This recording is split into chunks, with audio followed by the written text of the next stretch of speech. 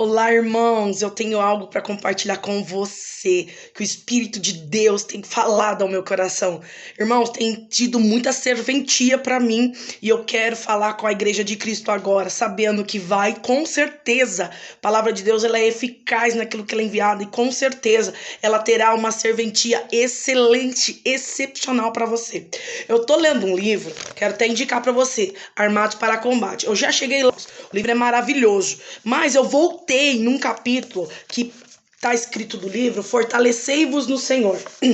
O livro todo ele é baseado no capítulo de Efésios 6. Paula, por que você está trazendo isso para nós?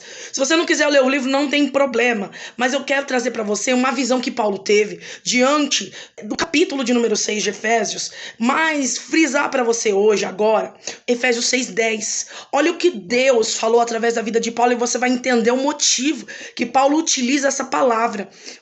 A Bíblia vai dizer assim para nós: no demais, irmãos, fortalecei-vos no Senhor e na força do seu poder. Aqui na palavra de Deus, Paulo está detalhando a armadura romana, né? O livro todo aqui, ele é baseado em cima de Efésios 6 e em cima desta armadura. Mas eu quero trazer para você a palavra fortalecei-vos hoje, para que você entenda o que estava na mente de Paulo naquele dia, naquele momento, quando ele escreveu este versículo especificamente. Porque eu não tenho tempo para falar para você de todo o capítulo, que seria muito interessante, mas eu acho que eu vou trazer durante aí alguns dias no canal um pouquinho dentro de Efésios 6, porque é muito maravilhoso a revelação de Deus na vida de Paulo aqui.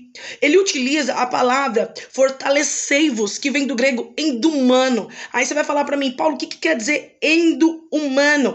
É a palavra em junto com a palavra dunamis. A palavra dunamis quer dizer uma força excepcional, porque a tradução da palavra dunamis é dinamite. Então elas duas juntas, ela traz aí para nós um entendimento de uma capacidade, de uma força explosiva, excepcional. Por que Paulo trouxe esta palavra com esta tradução para se referir ao poder que Deus desce e dá à vida de um crente que está firmado, fortalecido, engajado nas coisas do reino? Paulo está dizendo que é um poder sobre-humano para você. Por quê? Porque no tempo de Paulo, e hoje também você conhece a história de Hércules, né, que é um dos deuses, né, da Grécia, né, um dos deuses do tempo, né, de Roma, um deus romano ali, né, na grande Grécia antiga. Nós sabemos que Hércules ele era atribuído, né, a ele força, poder de maneira excepcional, porque a história ali conta que ele era filho de um deus juntamente com uma humana, né?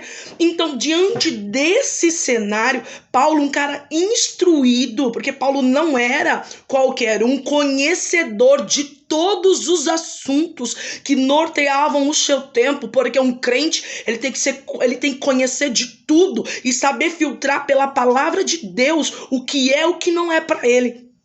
Paulo, instruído, conhecedor de todas as coisas que norteavam o seu tempo, mas com base, né, e alicerçado como base no seu pé aí, na sua vida, a palavra de Deus, o próprio Deus, né, o conhecimento que ele teve a partir de Jesus Cristo, o seu conhecimento antes de Jesus Cristo, né, da palavra, da lei de Moisés, né, porque ele era sim um judeu, ele era um soldado, ele era judeu e também ele era romano, né, de cidadania, ele tinha cidadania romana, ele, vamos dizer que ele lutava as guerras santas, né? Sem conhecer, claro, Jesus Cristo de Nazaré. E nós sabemos que Jesus vai fazer uma reviravolta na vida de Paulo, mas Paulo não tem aí uma amnésia, né? Quando ele vem para Jesus, ele continua com a sua instrução, a qual aprendeu aos pés de Gamaliel. Nós conhecemos um dos grandes, né, homens dos seus dias, né?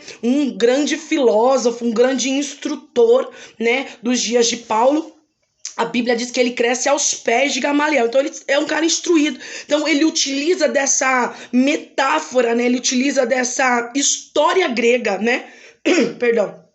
ele utiliza a alegoria de Hércules, né, de uma maneira utópica, né, uma utopia. Ele utiliza a história de Hércules para dizer para os crentes da igreja de Éfeso que, e automaticamente na extensão hoje para nós, que eles precisavam fortalecer-vos no Senhor. Uma força sobre-humana não era pela força sua ou minha ou deles da igreja de Éfeso.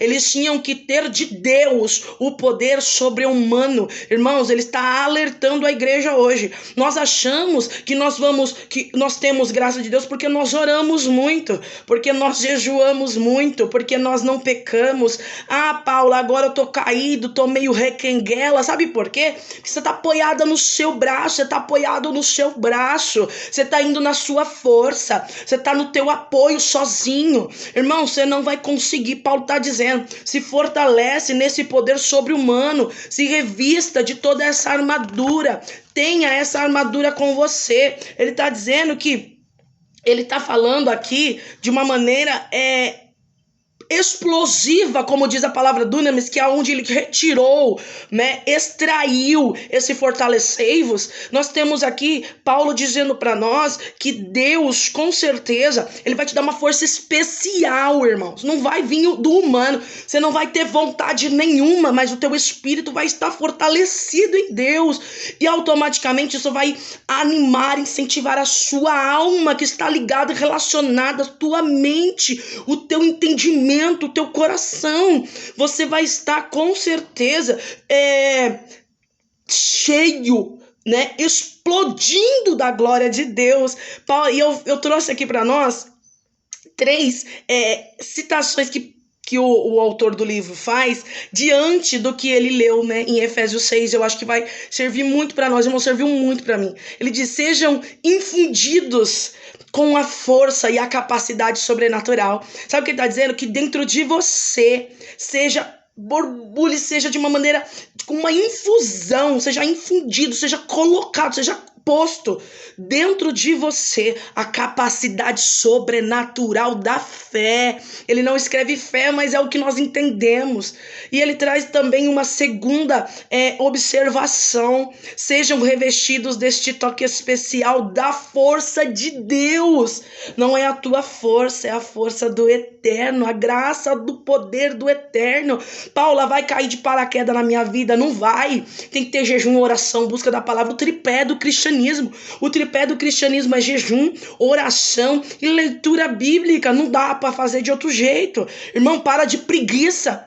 Para de preguiça e busca essa força especial de Deus. Paula, não é preguiça, eu tô triste, tô chateado. Gente triste também lê palavra. Gente triste também dobra joelho para orar. Gente triste também continua com os olhos fitos em Cristo. Irmãos, quando Josafá estava, né, 2 Crônicas, capítulo de número 20, quando ele estava diante daquela grande multidão, a Bíblia vai dizer que ele olha para o céu e diz, né, virado para o templo, para as portas do templo, e diz ao Senhor, né, nós não sabemos o que fazer, mas os meus olhos estão fitos em ti. Sabe o que ele está dizendo? Eu não preciso saber o que fazer. Eu tô triste, Paulo, eu tô requenguela, eu tô caída. Eu não preciso saber o que fazer diante dessa situação. O que eu preciso é saber para onde olhar. É o que Josafá está dizendo. Eu preciso saber que eu olho para o alto, para Deus, de onde vem o meu socorro. Salmo 121, leva os meus olhos para os montes, de onde me virá o socorro. Isso vai infundir a força especial de Deus dentro de você. E a terceira observação que ele faz para nós é: vocês precisam receber esse fortalecimento interior. Ele está dizendo de uma maneira imperativa. Ele está falando, não é talvez você precise, não é pode ser que venha sobre você e você fique firme. Não é jogo de loteria. Ele está dizendo, vocês precisam de uma maneira imediata, de uma maneira necessária, de uma maneira... ele coloca como se fosse algo que realmente não pudesse ficar sem.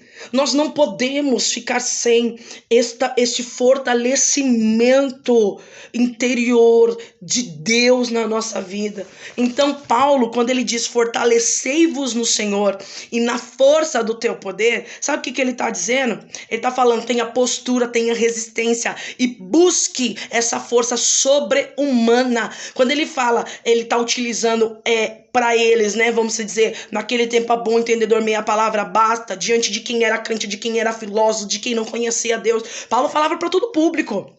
Mas aqui a carta, a missiva, está endereçada a Éfeso, a igreja de Éfeso. Não era para grego que não conhecia a palavra, não era para um judeu que ainda não era convertido ao cristianismo. Não, ele estava falando para crente, ele está falando para você, para nós. A igreja de Cristo marcha, a igreja de Cristo fica de pé, a igreja de Cristo não perde tempo discutindo comportamento somente. Irmãos, como hoje nós vemos aí, a igreja só está discutindo comportamento, nós estamos nos esquecendo de buscar a força sobre-humana de Deus na oração. Fica preocupado, não, Deus nunca precisou de advogado e não vai ser agora que ele vai precisar. Nós sim defendemos os valores da família, defendemos os valores que nós temos diante em princípios da palavra de Deus, nós defendemos a integridade, né, do homem, da mulher, defendemos aí com certeza, né, tudo que vai nortear a palavra de Deus de maneira sadia.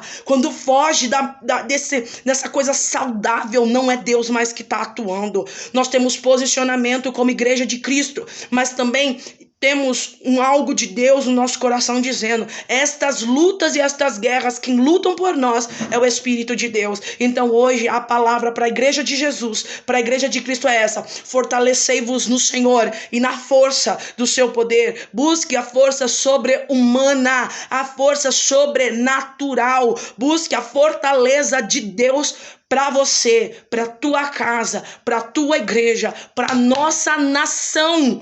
Quanto, em nome de Jesus, nós estivermos como igreja, eu peço a você, continue guerreando contra as hostes espirituais da maldade neste mundo e nas órbitas celestiais. Paulo vai tratar disso nesse capítulo também, mas isso aí é assunto para uma outra hora. Fique com Deus, que Deus te abençoe, para a glória de Deus. Amém